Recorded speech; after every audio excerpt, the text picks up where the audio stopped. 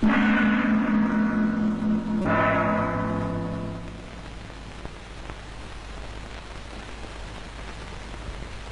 womb of night envelops the world with darkness, vast and black.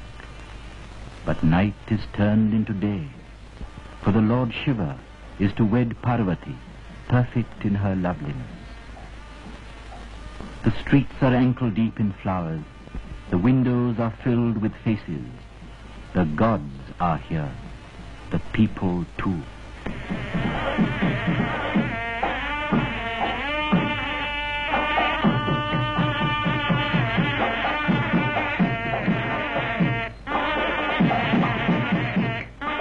Centuries have passed, but each year, at the appointed hour, the immortal lovers are joined in holy matrimony. Shiva and Parvati, Sundareshwar and Meenakshi are with us again, in a city that is dedicated to them, ancient Madurai.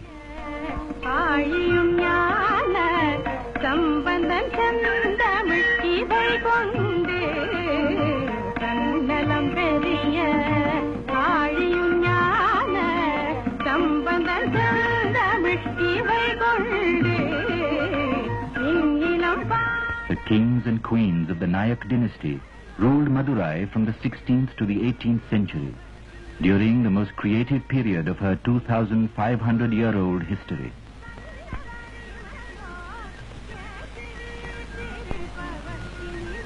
The greatest of them was Thirumal Nayak. This was his palace, designed almost as if to remind us of the monarch who held court here. The pillars are 6 feet wide and 40 feet high, powerful fingers holding aloft the graceful roofed arcade. The cloisters lie behind. The visitor treads softly, as if still in awe of the king who lived beyond.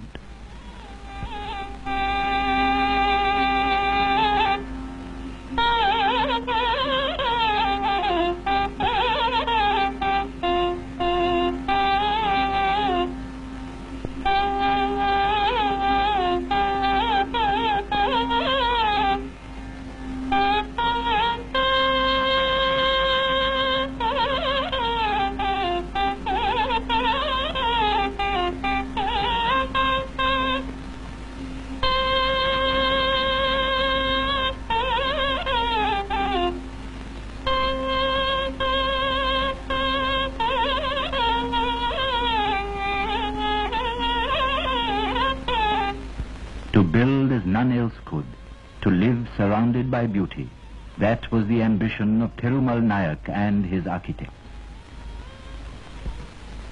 And for their reigning deity, the goddess Meenakshi, they built a Mariamman Tepakolam, one of the largest tanks in South India, paved with stone.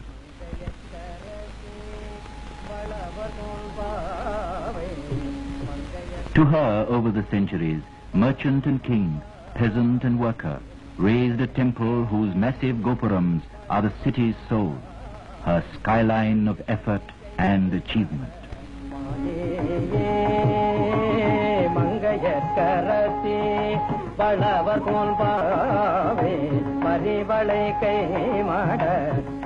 Countless are the figures covering the gopurams, the sacred structures on which the Nayak artists poured their love and devotion.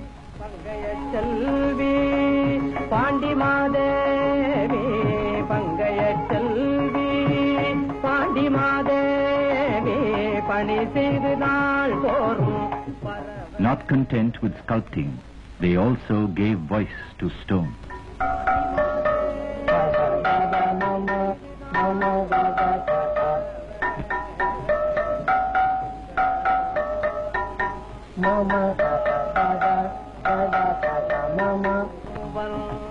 The Meenakshi temple draws all who journey to Madurai. Here at the Ashtalakshmi Mandapam, the goddess Lakshmi bestows her blessings of good fortune and abundance.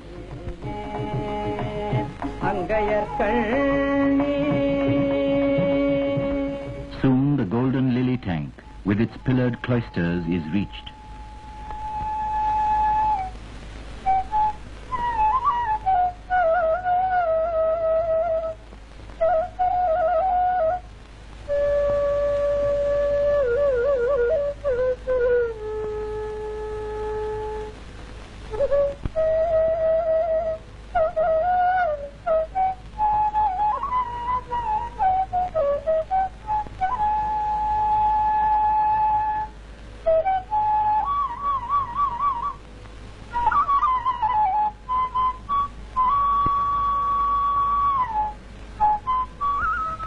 On the frescoed walls, the miracles of Lord Shiva, as told in the famous Tamil epic Tiruvalayadal Puranam, are once again enacted.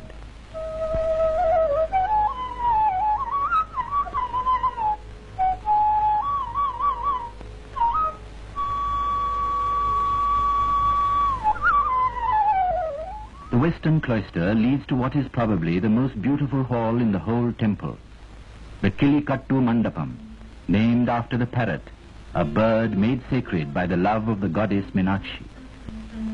Here, hewn out of solid granite, are pillared portraits, the 5 Pandava brothers, Yudhishthira, Arjuna, Bhima, Nakula, Sahadeva, and their wife Draupadi. The devotee can now enter the inner precincts, guarded by 2 Dwarapalakas or gatekeepers. There resides Meenakshi.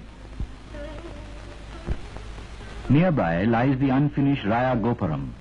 Had Thirumal Nayak completed the building of this structure, it would have been the largest in South India.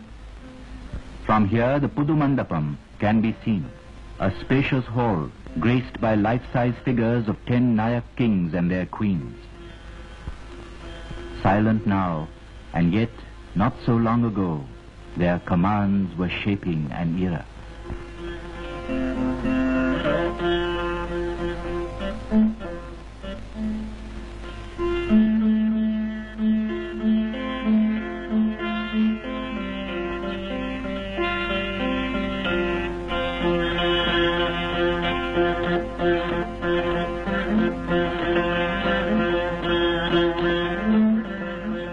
The sculptured columns of the Mandapam recount many a popular legend.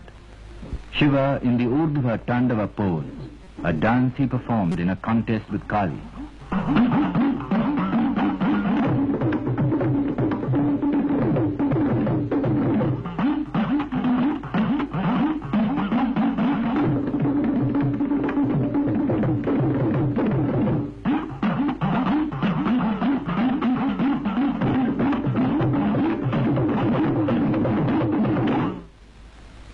Another recalls how Shiva's miraculous powers brought a stone elephant to life.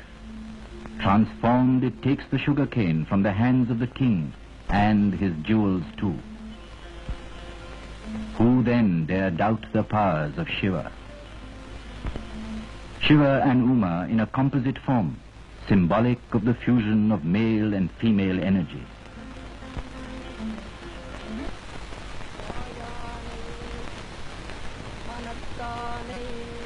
Now to the 1,000-pillared hall.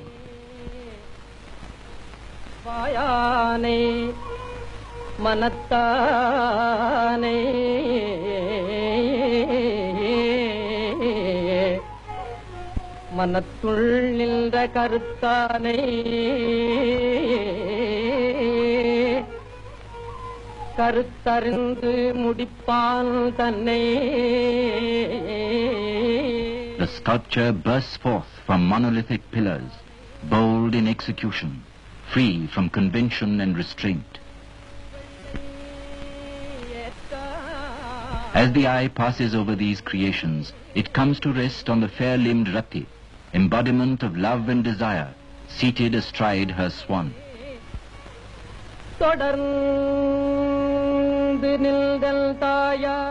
Vishnu as Mohini, surpassing the beauty of all women. He took this seductive guise to humble the saintly rishis who thought they were above temptation.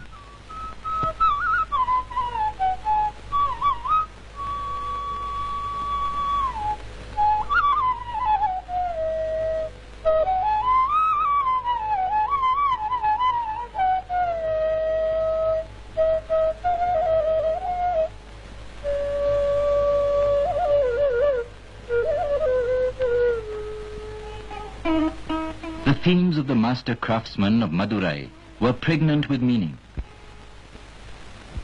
The image was not merely intended for the enjoyment of the beholder.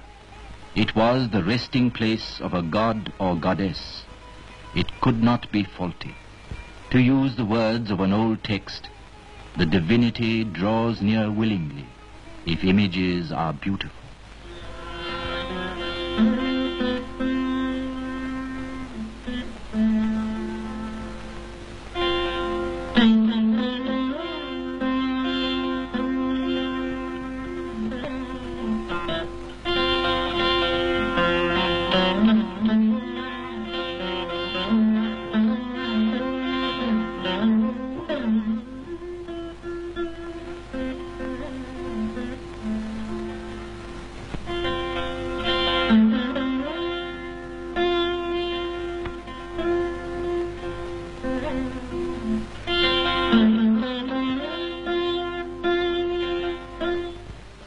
Shiva, as the violent Virabhadra, avenges Daksha's insult to Parvati.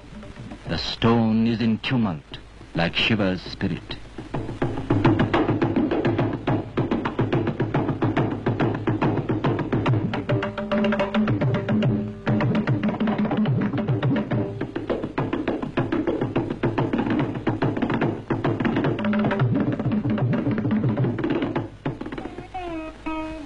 The moving story of the hunter Kanappa is also captured. To replace the bleeding eye of the Shiva Linga, the devotee Kanappa tears out his own. For social comment, there is the depiction of the coming dark age, Kali Yuga, when man will be subservient to woman.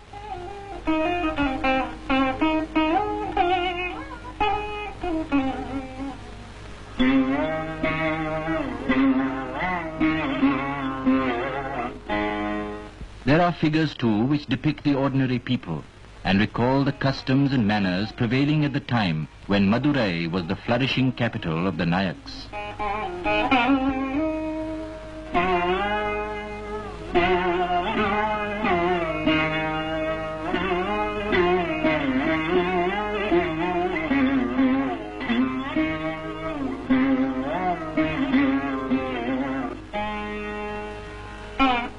But it is at the shrine of Sundareshwar, the beautiful god, that the living philosophy of Shiva breaks through the stone, reaching out to us.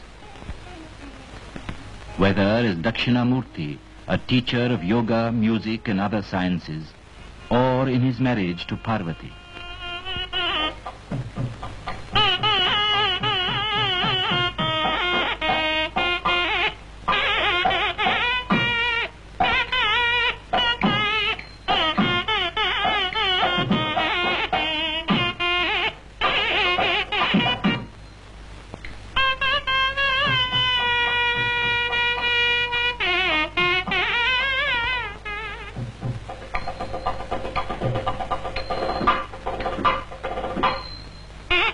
And the story of the celestial couple continues its journey over the stone. The gigantic Ravana attempts to lift Mount Kailas, the abode of Shiva and Parvati. Parvati, alarmed, is comforted by Shiva, who presses the mountain back with his toe. Then did Ravana do penance.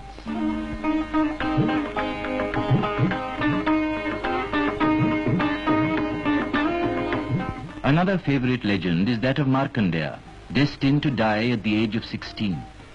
While he worshipped, Yama, the god of death, cast his noose. It fell round the Shiva Linga. Enraged, the god emerged and destroyed the dreaded Yama. Then did Shiva give Markandeya the blessing of lasting youth.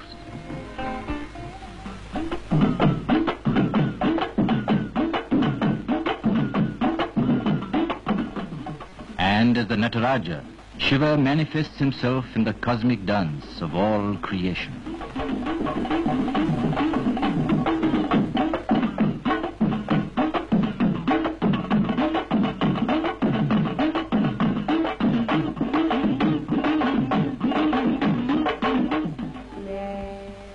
Shiva is supreme everywhere.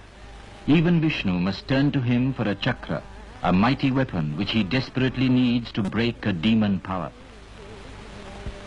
The images of gods and goddesses which crowd the pillars and walls of Madurai's temples, have yielded happiness, helped communion, and for some, lighted the path to ultimate truth. And so it has been through the ages. The temple is another world, as manifold as its gopurams, a rapture of forms, a link between eternity and time, a restless, never-ending quest holding the promise of repose.